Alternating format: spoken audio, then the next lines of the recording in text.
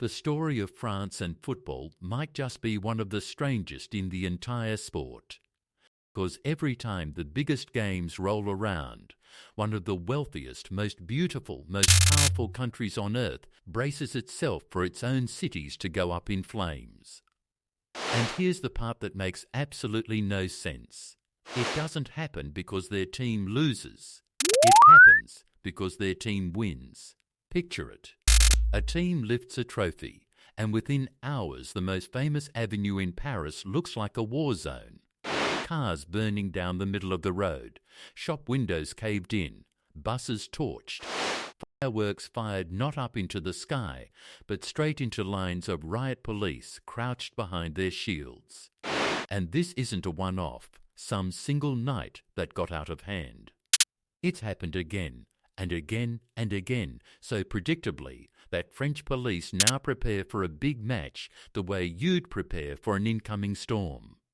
Thousands of officers deployed, drones sent up over the city, fireworks banned, curfews slapped on teenagers.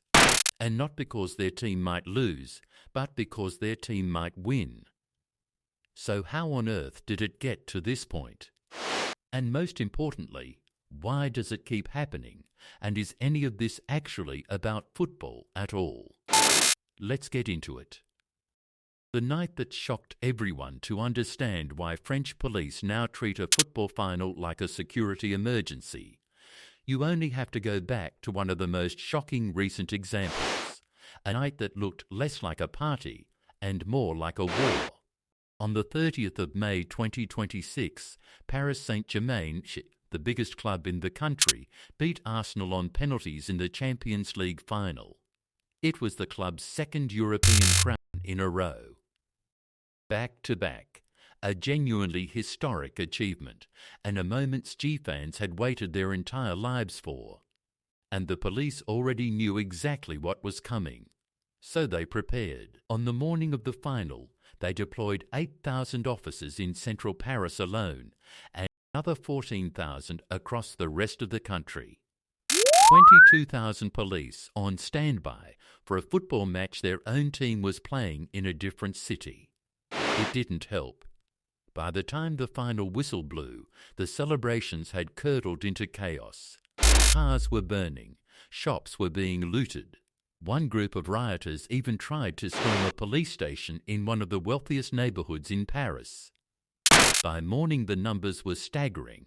890 people arrested across France, a 45% jump on the year before. 57 officers injured, some seriously, one badly burned by a mortar firework, another run over by a stolen car. A young man died in a crash on his motorbike, and violence was recorded in more than 70 towns and cities, not just Paris. President Macron greeted the victorious players at the Lies Palace the next day. But even in the middle of congratulating them, he couldn't hold it in.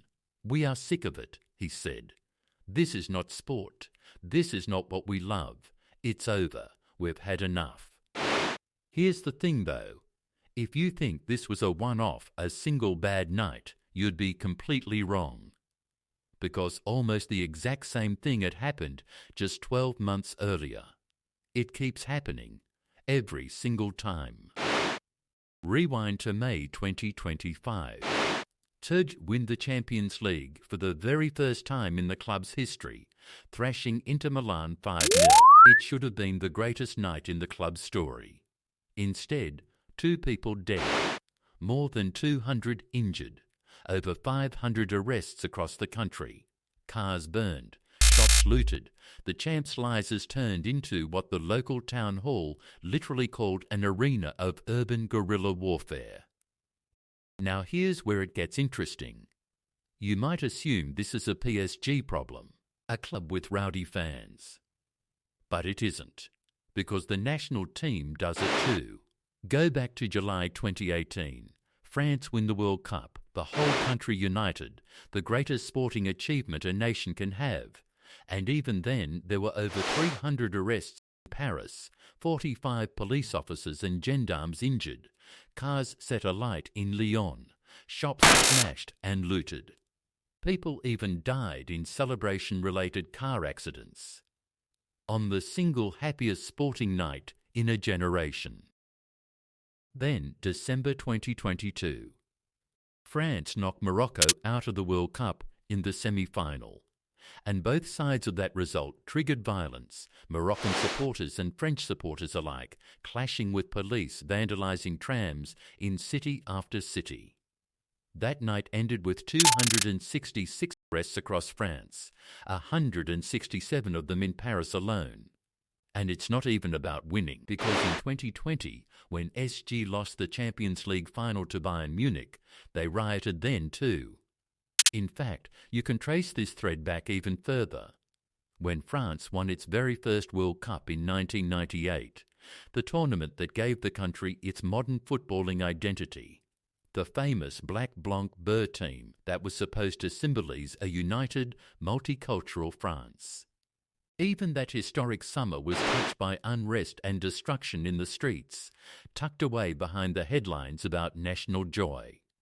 The pattern, in other words, isn't a few bad years, it's decades deep. Win, lose, national team, club team, it doesn't seem to matter. Which brings us to a very uncomfortable realization. If the same thing happens whether the team wins or loses, whether it's the local club or the whole nation, then maybe the football was never really the point. So what is the point? Hold that thought, because to answer it, we need to look at just how far France now goes to try and stop this happening all over again. And there's no better example than what unfolded around the 2026 World Cup. When the World Cup became a security operation, the 2026 World Cup landed in the middle of all this like a lit match, dropped next to a puddle of petrol. France's tournament began almost cruelly with a game against Senegal, a former French colony and home to one of the largest immigrant communities in the country. From there, Les Bleus rolled on, a Dembele hat-trick to see off Norway, 2 Mbappé goals to sweep past Iraq. But the fixture French police openly admitted they'd been dreading was the quarter-final, France versus Morocco. Why this one? Because more than 250,000 Moroccan nationals live in the Paris region alone. A France-Morocco match isn't just a game there. For hundreds of thousands of people, it's personal on both sides. And everyone remembers what 2022 looked like. So the authorities went all in. Police in Paris were cleared to fly drones over the streets, filming crowds so they could spot troublemakers faster. The ban on fireworks and pyrotechnics across the inner suburbs of Paris was extended right through Bastille Day on the 14th of July, all the way to the 20th, the day after the World Cup final. There were no fan zones in the centre of Paris. The city, officials admitted, was still recovering from the PSG riots and simply didn't want giant crowds gathering downtown. And it goes further than Paris. In Toulouse, the 4th largest city in France, the mayor imposed a curfew on children under 16 during high-risk World Cup matches. Off the streets from 10 at night to 5 in the morning, unless they're with an adult. The city of Clermont-Ferrand did the same. Teenagers banned from their own city centres because of a football tournament being played on another continent. And behind the scenes, the mood was even denser than the public measures suggested.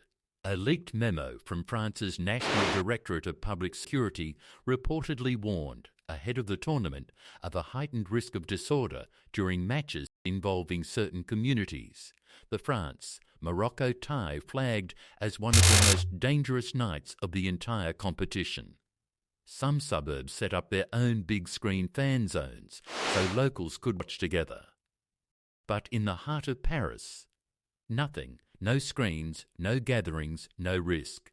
A capital city during a home nation's World Cup run, deliberately keeping its own fans off its most famous streets. Think about how strange that is. France is one of the great footballing nations on earth, and it is treating its own team's success as a public safety emergency. So we're back to the real question. Why? So why does this actually happen?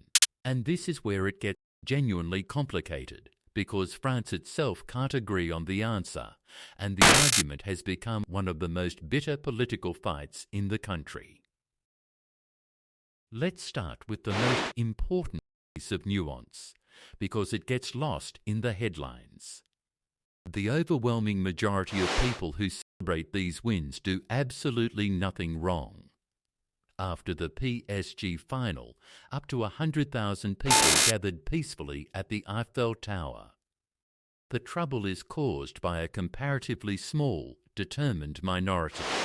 So this is not a story about football fans in general, it's a story about who those few people are and why they show up. From there, the explanations split hard. The first explanation is the simplest. It's opportunism.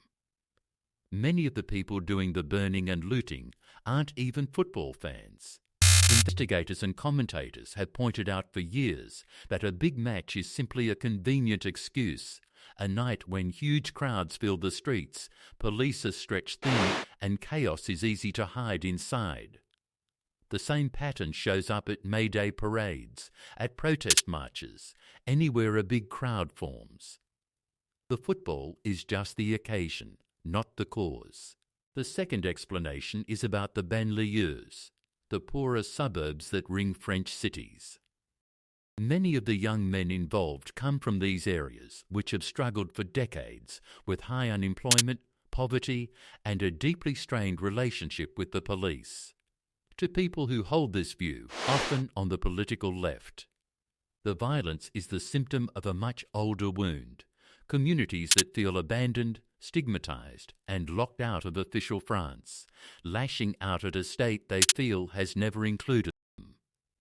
In this reading, heavy-handed policing and tear gas don't calm the situation, they pour fuel on it. And this tension didn't come out of nowhere. Back in 2005, France was rocked by weeks of nationwide rioting after 2 teenagers died while being chased by police in a Paris suburb. Thousands of cars were burned. The then Interior Minister famously called the rioters scum and promised to clean them out. He didn't. 20 years on, the same suburbs, the same frustrations, and the same distrust between young people and the state are all still there, and a football night just becomes the spark that lights them up again. The third explanation comes from the political right, and it's far blunter. Figures like Marine Le Pen's National Rally and commentator Rick Zemmer argue this is fundamentally about immigration and a failure to integrate. After the PSG riots, National Rally leader Jordan Bardella spoke of scenes of near civil war and drew a direct line to what he called 30 years of failed immigration policy. Le Pen, for her part, pointed out with some justification that only in France does a football club's victory spark riots. A leaked government security memo ahead of the World Cup reportedly warned of possible disorder tied to foreign communities during the tournament. To this side, the football is again just an excuse, but the real motive, they argue, is contempt for the French Republic itself. You can see how explosive this is. One side sees marginalized kids failed by their country. The other sees a failure of immigration and national identity, and they are describing the exact same night. But here's a fourth angle that complicates both. Because rioting in France is not actually unique to football or to the banlieues at all. This is a country with a deep, centuries-old tradition of taking grievances into the street and turning them physical. The Yellow Vests, the Gilets jaunes, smashed up the Champs Elysees in 2018 and 2019, and they were largely older, white, provincial French people. The pension reform protests in 2023 saw the same luxury avenues trashed again. Farmers, truckers, fishermen, French history is full of aggrieved groups making their point by ransacking public property. And more often than people admit, it has actually worked, The yellow vests got a fuel tax scrapped and billions in spending. So one uncomfortable argument is that France, as a nation, has a complicated relationship with the riot itself, that it's woven into the political culture in a way it simply isn't in, say, Spain or Germany, where Champions League winners celebrate every year without their cities burning. So, what happens next? The honest answer is, nobody really knows. And that's exactly what makes France such a nervous place around a big match. A fixture like France, Morocco captures the whole problem in a single night. Because no matter who scores, no matter who goes through, the police are braced. If France win, the celebrations can tip over. If Morocco win, in cities with hundreds of thousands of Moroccan nationals, the celebrations can tip over too. It's a situation where sometimes there is no safe result at all. And that's really the heart of this whole strange story. A football match is supposed to be the one thing that pulls a divided country together for 90 minutes.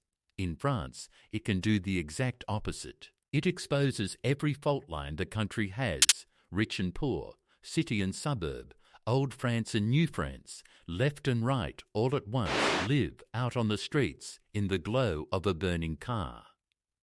Whether France ever fixes this comes down to a much harder question, whether it can even agree on what the problem is. And looking at how far apart the two sides are, that might be the toughest match of all to win. So over to you. Do you think this is really about football, about poverty, about immigration, about French political culture, or some messy combination of all four? Let me know what you think down in the comments. And if you enjoyed this one, you know what to do. Smash that subscribe button and I'll see you in the next one. Cheers.